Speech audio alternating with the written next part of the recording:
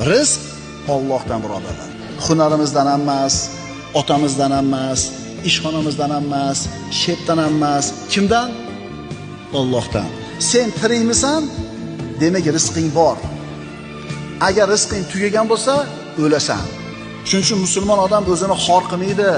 Rizq topaman deb shepga, oshnasiga, qo'shnisiga. Meni rizqim Allohning qo'lida. Seni ishxonangda ishlamasam, boshqa yerdan Alloh rizqini yetkazaveradi deydi. Agar iymoni komil bo'lsa, rizqini Allohdanligiga. Shep, meni haydamang, мне нужна эта работа deydi. Menga kerak shu ish deydi. Haydamang deydi.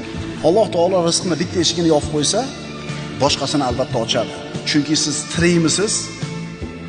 Robbis subhanahu va taolo sizni rizqingizni o'zini zimmasiga olgan. Xotirjam bo'ling, qo'rqmang, cho'chimang.